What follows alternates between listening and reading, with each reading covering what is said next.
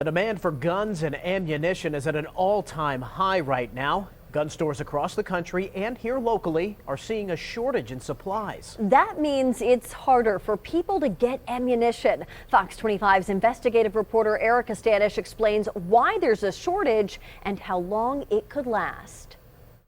Guns and ammunition are flying off the shelves right now, making it nearly impossible for gun owners to find what they need. And one local gun store owner tells me there's not just one reason behind the shortage. Went into one of the local stores, the shelves were cleaned out, and the gun selection was next to nothing. It's almost always the same question. I've called 12 places today, I've been to 3, I'm just looking for a little bit of this.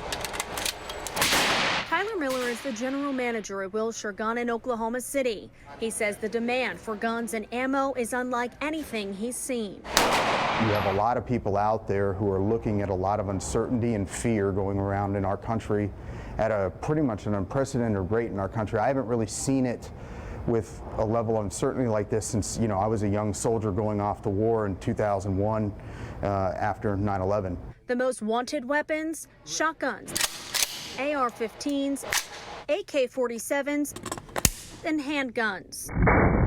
I believe it's just people wanting to protect their family. Online, popular stores like Cheaper Than Dirt, Sportsman's Guide, and Ammunition Depot show ammo and some firearms are sold out.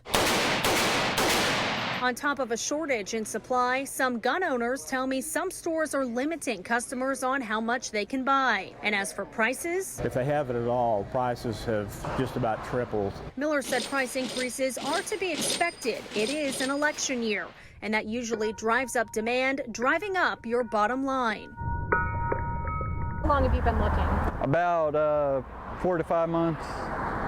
And when I do, they're so high priced, it's not worth buying. But that's not the only thing that's making the price go up.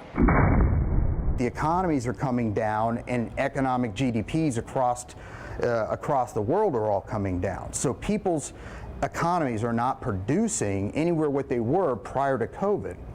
A lot of places are still restricted and shut down. And then there are first-time gun buyers who are purchasing guns in record numbers. Data from the FBI released last month shows a record-breaking 3.9 million background checks were conducted this past June, the most since the system was created in November 1988. What's interesting is that you have this huge number, and it's being driven by both gun sales and a massive uptick of people who are trying to get their concealed carry permits and are trying to get more training. According to stats by the Oklahoma State Bureau of Investigation, 11,370 people either applied for or renewed their concealed carry permit from January to June this year, and nearly 97,000 background checks were done through the state in the past 6 months.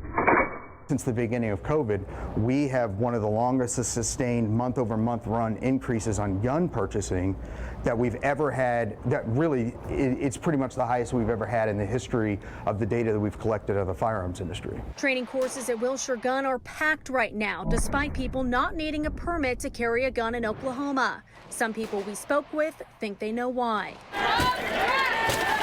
People are afraid right now. Every time you watch the news, there's bad things happening in the streets, and people are going to defend themselves.